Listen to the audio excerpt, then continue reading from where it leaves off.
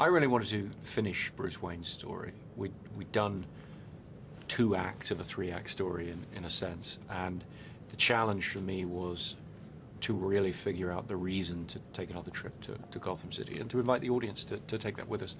Once we'd really figured out where our story went, where it wound up, what Bruce's conclusion is in a sense, then it became something I had to do and really wanted to show to the world. And that's what we've done, and that's where we are.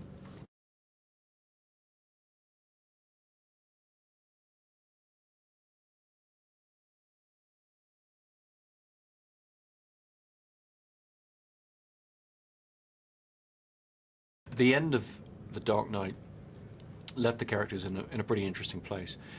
I felt very strongly we're trying to make one unified story here, so it's not another episode and not another Batman episode, if you like.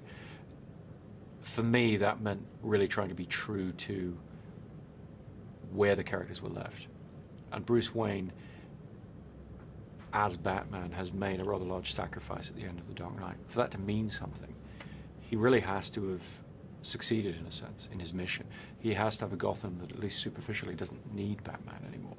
And that leaves him frozen, in a sense. And the 8-year period is about showing that he's retired, in a sense. He's hung up his cape and his cowl, but he hasn't been able to move on. He's stuck.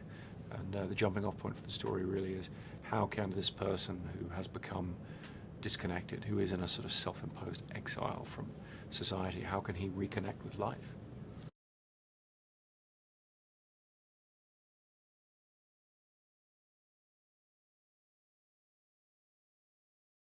We'd had a great experience shooting in IMAX on The Dark Knight, and we wanted to expand that on The Dark Knight Rises and shoot more of the film that way, and we have. We've shot almost half of the film using those cameras. Seeing that projected on an IMAX film screen is a very unique experience, and I hope people will seek it out where it's available, because it really gives you that extra image quality, that extraordinary clarity and immersive quality that really throws you into the world of the film.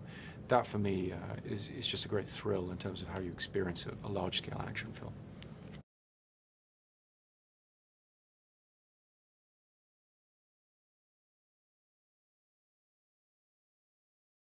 Well, there are a couple of people in the film, Marion Cotillard and Joseph Gordon-Levitt, who I'd worked with in Inception, who I really wanted to work with again because they're just incredible talents.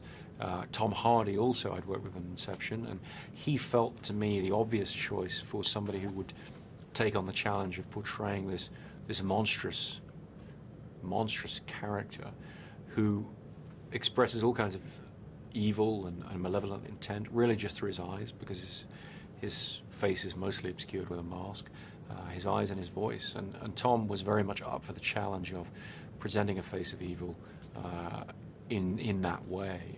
And I think what he's done is going to be very threatening to audiences in a way they're not used to seeing.